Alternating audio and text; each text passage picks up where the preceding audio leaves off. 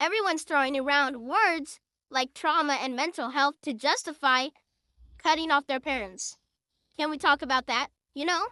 I've made some pretty blunt statements when it comes to the words trauma and mental health as it relates to parental estrangement. And I want to talk about that because, yeah, I have some strong opinions, but they come from a place that's real. I'm not harsh because I don't understand trauma. I'm harsh because I do. If I let all the trauma I've been through define me, if I stayed sitting in it, replayed it, and let it be used as an excuse for every bad behavior or broken relationship in my life, I wouldn't be here. I would not be okay. And I certainly wouldn't be the person that I've worked really hard to become. And I get it. Trauma is real. It's deeply personal. It's valid, but what I struggle with is when it's continuously used as a justification or a blank for cutting off people without compassion, conversation, or context. When it's used not as a bridge to healing, but as a wall to hide behind. We see it every day. Parents right here having children who have cut them off with no explanation. Adult children who have estranged themselves for things that happened 10. A wall to hide behind. I feel like putting a pin in that one. Okay, so we're using trauma and mental health as a justification for cutting our parents off. It's not a justification. It's literally the reason that it's happening. And it isn't about the trauma from childhood 9 times out of 10. Drop a hand in the comments section or say something, anything, if the reason that you went no contact is because the quality of the relationship in present time was negatively impacting your mental health.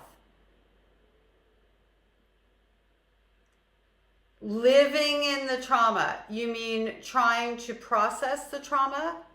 And maybe you have put up the wall because you see your adult child coming to you wanting to unpack that trauma, and you're calling it living in it, and you don't want to be there anymore. Whose identity is actually attached to the trauma here? It sounds to me like when you have somebody coming in and trying to unpack the trauma, it's because it isn't their identity. And when you have somebody on the other end who's holding on to it like it never happened, well, they're hiding behind the trauma that they created. We see it every day. Parents right here having children who have cut them off with no explanation. Adult children who have estranged themselves for things that happened 10, 20, 30 years ago. And no one's talking about it. Just silence. Just distance. So when I speak about this stuff, it's certainly not from a place of ignorance. It comes from a place of surviving a hell of a lot and not let it defining who I am.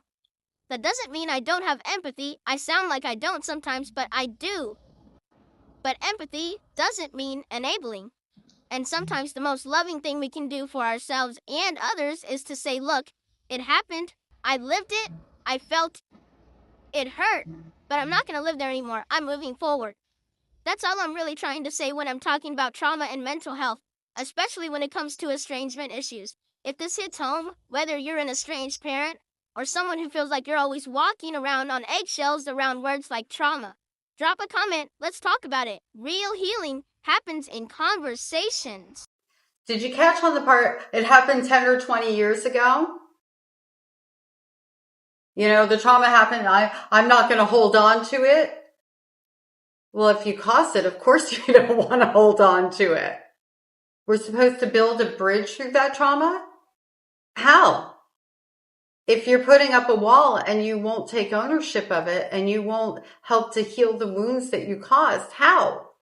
I sometimes sound like I don't have empathy. Well, you knew that in this particular case, you sounded like you don't have empathy because you don't.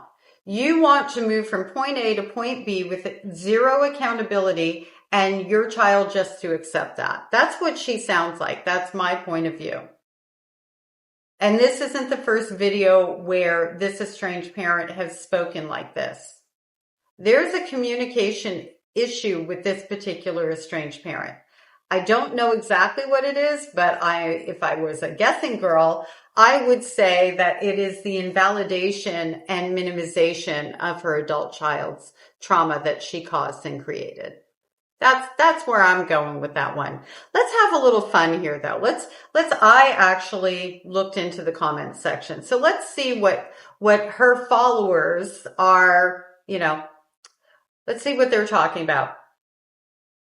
You are always spot on. Going on my 5th year. I know I have grandbabies, but I'm not sure how many. Maybe they will look me up one day. Let's hope not. Oh, this is a good one.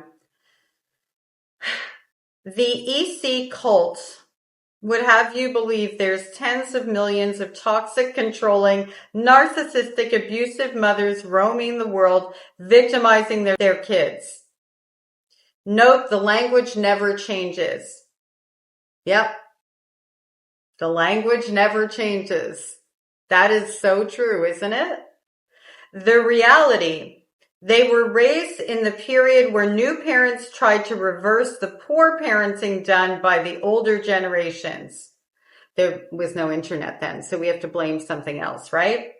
We became over attentive and overindulgent, gave until it hurt. Consequence? Entitled, self-absorbed, spoiled AC that were rarely held accountable, so they don't own fault or consequence. They struggle to maintain real friendships or healthy relationships. Combined with their reliance on communicating through text, where all thoughts are over-edited and wordsmithed. Disagreement equals toxic narcissism.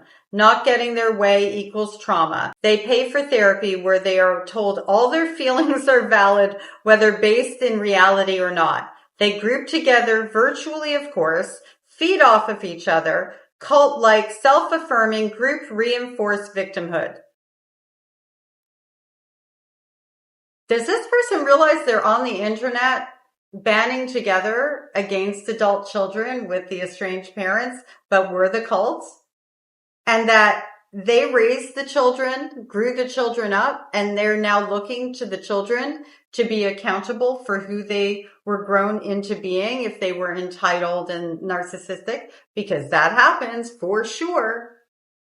And then those of us who aren't those children, who are likely the empaths of the world, because the golden children are the ones who end up being entitled and they don't tend to walk away because they are so enmeshed with that parent. The ones of us who walk away are actually the ones who are the least entitled. And we don't think that we're entitled to have anything when we walk away because we've been told we're not worthy. It's mind-blowing.